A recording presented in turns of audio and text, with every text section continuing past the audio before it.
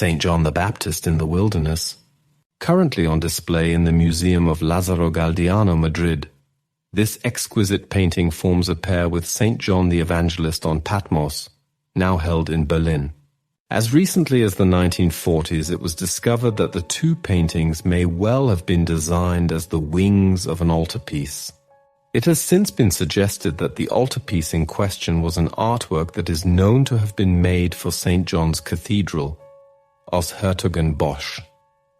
As with many of Bosch's paintings, it is difficult to date, though if the S. Hieronymus Bosch theory is correct, the date would be circa 1489. Bosch often liked to portray John the Baptist with a lamb, representing the sacrifice of the saint as an innocent victim of the wickedness of mankind. Some art historians argue that the saint is in fact pointing towards Jesus Christ, whose symbol is the Paschal Lamb, John 1:29-36. Bosch's painting differs from other paintings of John the Baptist in the fantastical objects carefully depicted and the range of color tones introduced, establishing a surreal and magical atmosphere. The artist's customary use of curling and twisting plant forms conveys a sense of exoticism, hinting at danger otherwise absent in the piece. The tender and sympathetic face of the saint is echoed by the innocent purity of the lamb, which patiently, even playfully, looks back at the viewer.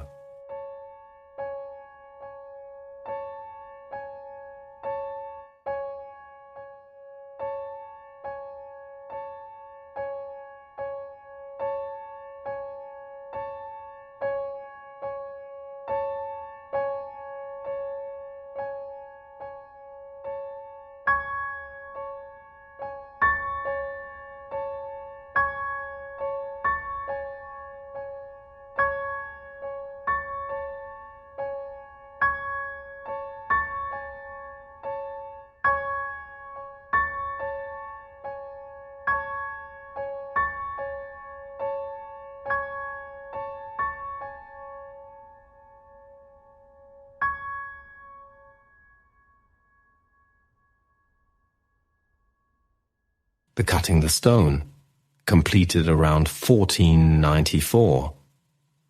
Also known as the extraction of the stone of madness, or the cure of folly, this panel painting has been dated to circa 1494 and is displayed today in the Museo del Prado in Madrid. The composition refers to a hypothetical procedure in the 15th century involving trepanation and extraction of a stone, thought to be the cause of the patient's madness. Bosch depicts the extraction being performed by a man wearing a funnel hat, removing the stone from a middle-aged man's head. However, Bosch replaces the traditional stone as the object of extraction with the bulb of a flower, while another flower rests on the table. An imposing Gothic inscription in gold reads, Mr. Snit die Keras, mein name is Lubbert das, which translates as, Master, cut away the stone. My name is Lubbert das. Bosch invites us to view the doctor as a charlatan, pulling a flower instead of a stone, the funnel hat confirming his status as a comedic character. In Dutch literature, Lubbert das was a stock character, usually employed for humor, providing light entertainment by his foolish actions. The woman balancing a book on her head could be intended as a satire of the Flemish custom of wearing amulets made out of books and scripture, a pictogram for the word phylactery. Likewise, she depicts folly, providing an ironic comment. The man supposed to be insane is being treated by fools, who in turn are supposed to be figures of authority and sense.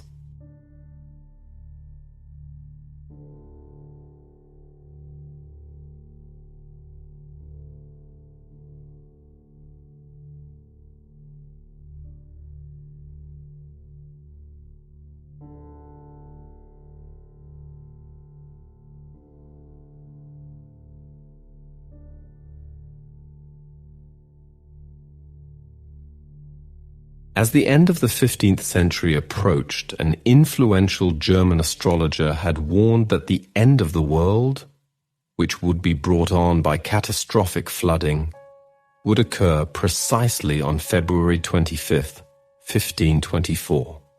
The idea of the Last Judgment took hold in society, with Albrecht Dürer producing a famous watercolor recording a dream in which he witnessed the final apocalypse, as water crashing down from the heavens onto earth, and Bosch painting the Last Judgment, which covered the same subject but with an image of hell populated with fantastical devils, evil spirits, metamorphized creatures, and erotic symbolism. Between them, Dürer and Bosch, and lesser luminaries no doubt, would have sent shock waves of anxiety through the ranks of the devoted. Since none of his works carry dates, one cannot be sure when Bosch finished The Last Judgment, though it is estimated that it was completed between 1482–1505. But Selvin writes, Bosch started employing at least one assistant by 1499, and that he was able to hire an assistant at all was a sign that he achieved success. Indeed, with his The 7 Deadly Sins and the 4 Last Things, circa 1500, another piece on the theme of the Last Judgment and painted on a tabletop that was meant for a sinner to reflect on before entering the confessional booth, has been attributed, in part at least, to the hand of an assistant. Around this time, Bosch produced the masterpiece, The Temptation of Saint Anthony, circa 1500, a triptych that celebrates Saint Anthony's strength of faith under intense coercion from the forces of evil. He would return to the story Saint Anthony throughout his later career. By now, Bosch's vision was becoming more magnificently expansive. His figures became more lithe, his colors more understated, while the fantasy worlds he presented offered apocalyptic scenes juxtaposed with biblical landscapes of almost idyllic innocence.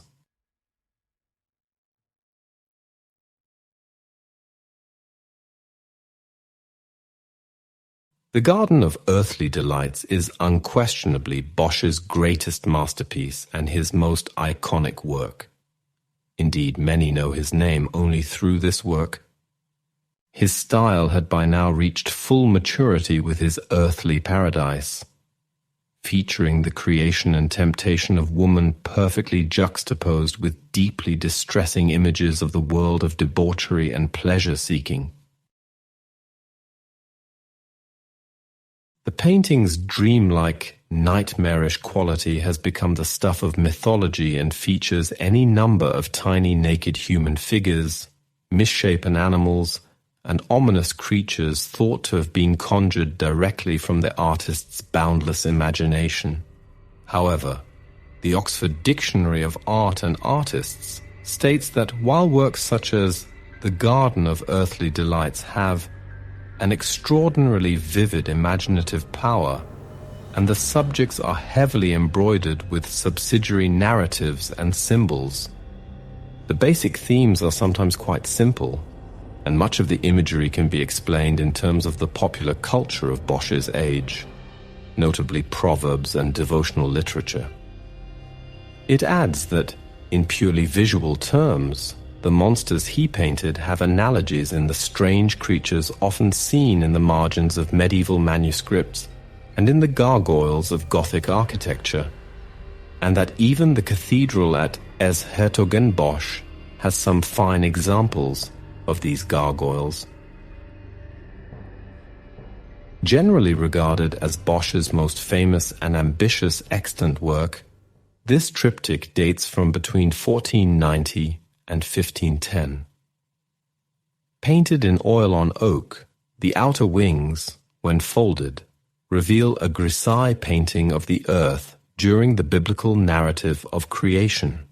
The 3 scenes of the inner triptych, likely intended to be read chronologically from left to right, depicts God presenting Eve to Adam in the left side. The central panel offers a broad panorama of nude figures, fantastical animals, oversized fruit, and hybrid stone formations, while the right panel presents a hellscape of the torments of damnation.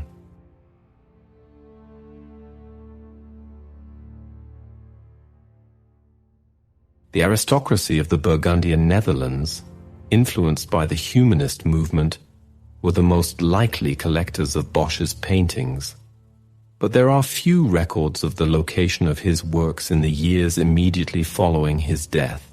It is probable that the patron of the Garden of Earthly Delights was Engelbrecht II of Nassau, who died in 1504, or his successor Henry III of Nassau-Breda, the governor of several of the Habsburg provinces in the Low Countries. De Beatus wrote in his travel journal that there are some panels on which bizarre things have been painted.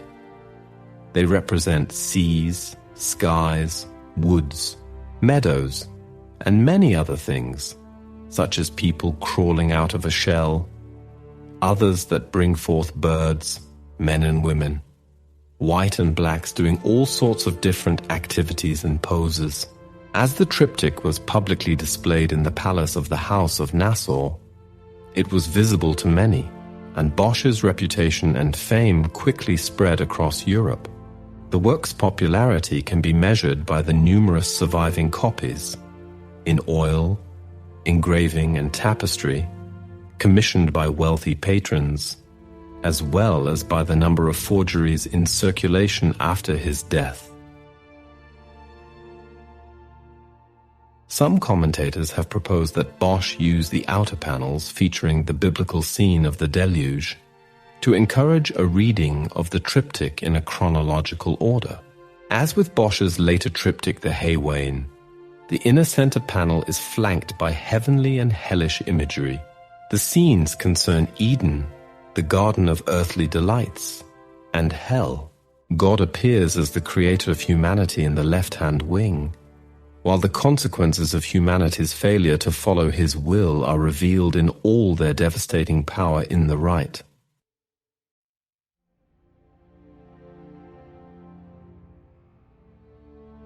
The left panel, illustrating the joining of Adam and Eve, is a scene from the paradise of the Garden of Eden, commonly interpreted as the moment when God presents Eve to Adam. Adam wakes from a deep sleep to find God holding Eve by her wrist and giving the sign of his blessing to their union. God is younger looking than on the outer panels, blue-eyed and with golden curls. His youthful appearance may be a device by the artist to illustrate the concept of Christ as the incarnation of the Word of God. The right hand of God is raised in blessing, while he holds Eve's wrist with his left. Adam's expression is one of amazement, reacting to an awareness that Eve is of the same nature as himself and has been created from his own body. Finally, from the intensity of Adam's gaze, it can be concluded that he is experiencing sexual arousal and the primal urge to reproduce for the first time.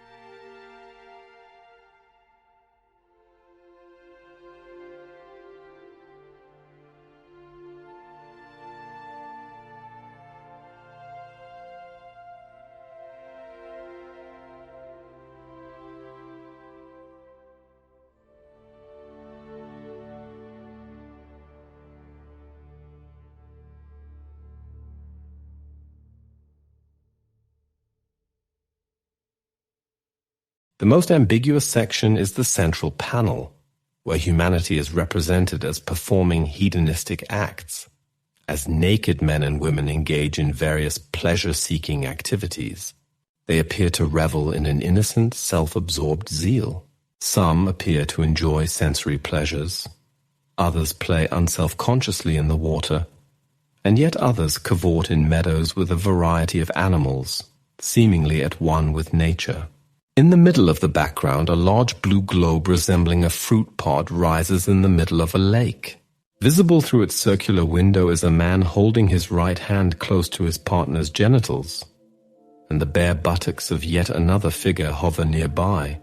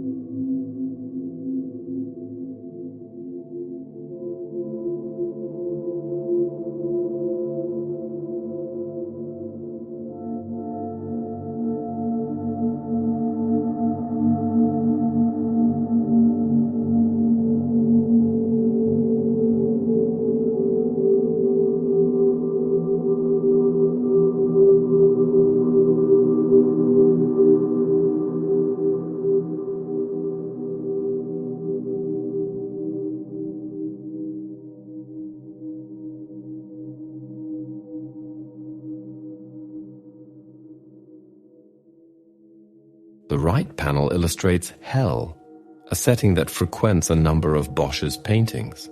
He depicts a world in which humans have succumbed to temptations that lead to evil and reap eternal damnation. The tone of this final panel strikes a harsh contrast, chromatically and thematically, to the other panels. The scene is set at night, and the natural beauty that adorned the earlier scenes is markedly absent.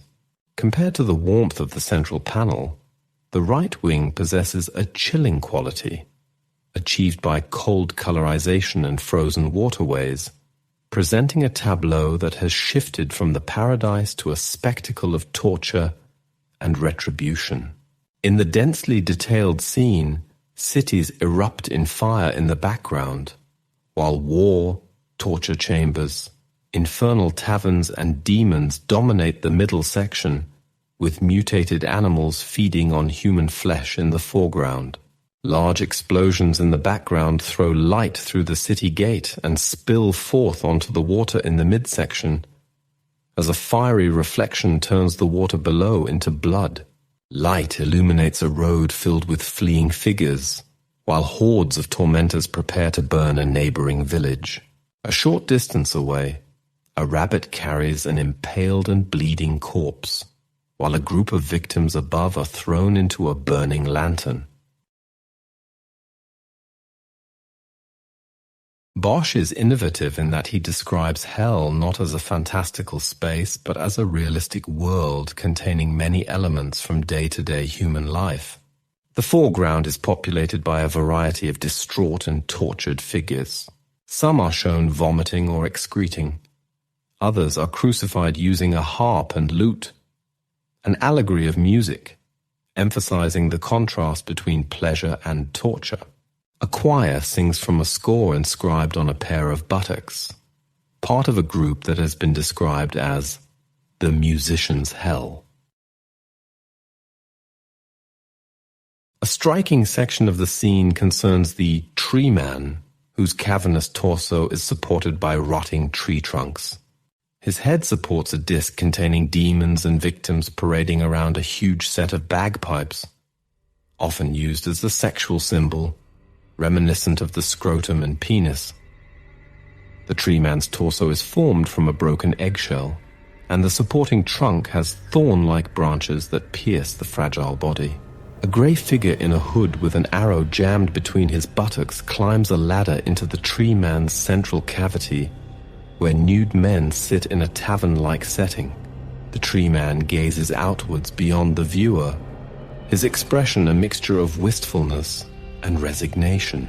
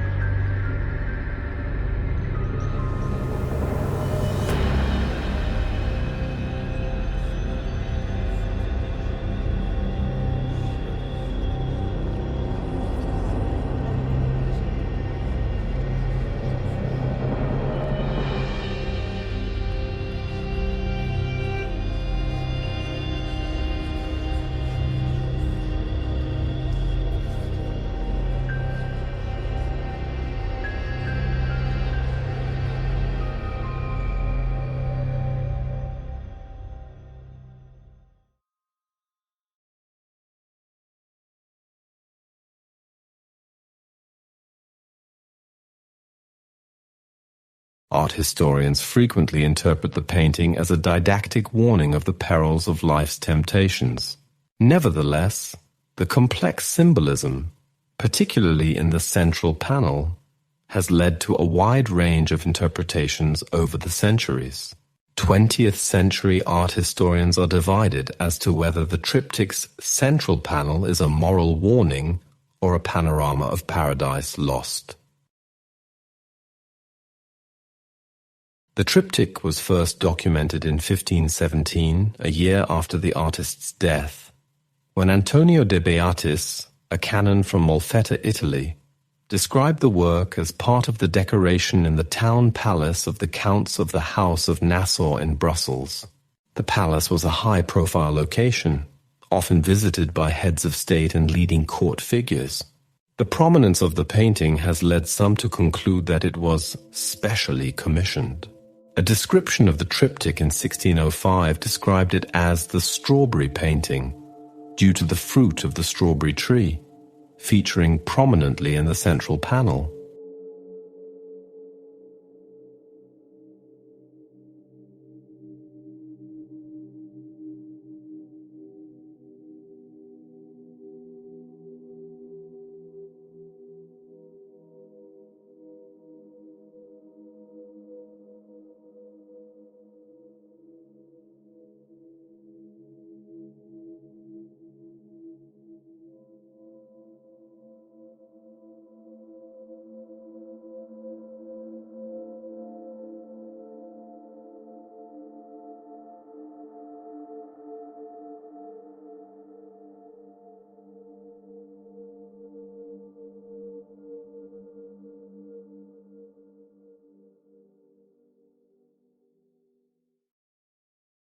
Aside from Bosch's fixation on the evil and the beauty of God's universe, he demonstrates a great skill for compositional harmony and a fastidious eye for detail that matched that of the Renaissance painters. Indeed, citing the Garden of Earthly Delights, the famous art historian E. H. Gombrich wrote, "For the first and perhaps only time, an artist had succeeded in giving concrete and tangible shape to the fears that had haunted the minds of man in the Middle Ages. It was an achievement which was perhaps only possible at this very moment when the old ideas were still vigorous, and yet the modern spirit of the Renaissance had provided the artist with methods of representing what he saw. In The Ship of Fools, believed originally to be one panel from a triptych, is thought by most scholars to be a response to the publication in 1494 of Sebastian Brandt's hugely popular satirical book of the same name. Like Brandt, Bosch used the ship, which is in fact a small boat, and its passengers and hangers-on as a metaphor for a debauched society as a whole. The gathering of overexcited revelers reveals again Bosch's association between sin and music. Although for reasons that are unclear, the musical entertainment is being provided here by a monk and a nun. The ship's overlong mast is topped by a large branch on which is perched an owl, another Boschian motif that signifies the attendance of sin.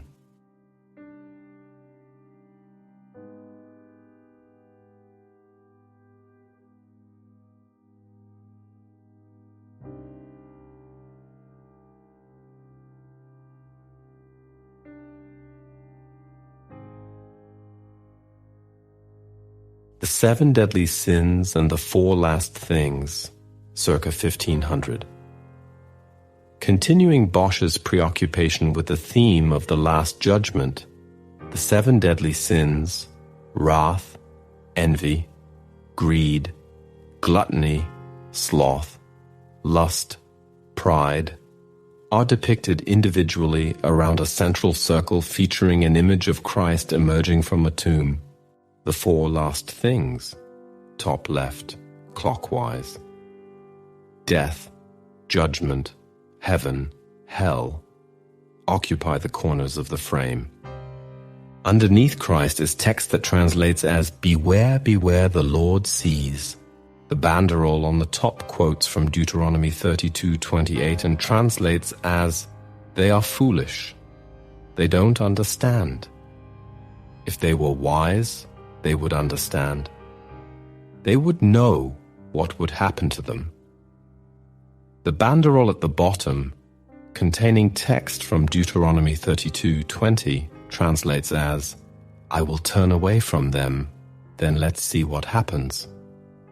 If one steps back from the painting, one can fully appreciate its symbolism. With large central circle, Jesus, surrounded by a smaller circle, the 7 deadly sins. The image represents the all-seeing eye of God.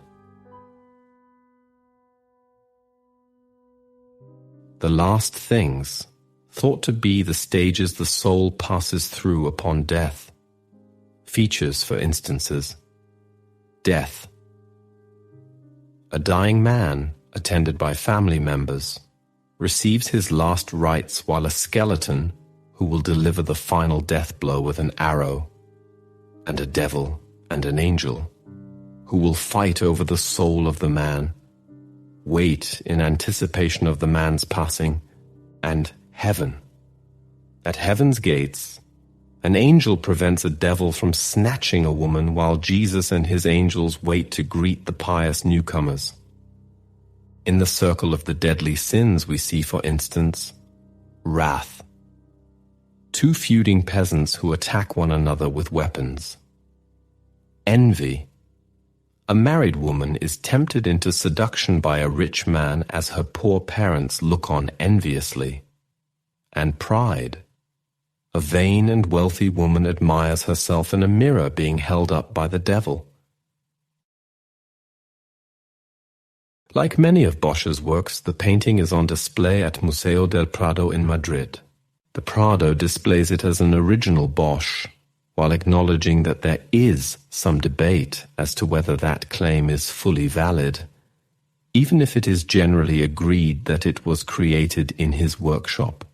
The painting contains Bosch's name, just below the banderole in the bottom center. But there is documentation that suggests that a pupil of Bosch worked on the painting and might have added Bosch's name out of respect for the master and/or to increase the painting's market value. However, given the rather uneven quality of the painted figures, and although the date of this work is unknown, it is believed to represent Bosch's later work because it features a wide brush technique found in other mature works, such as the Haywain Triptych. The most likely explanation suggests the Museo del Prado is that Bosch painted some scenes with others being produced by the unnamed apprentice.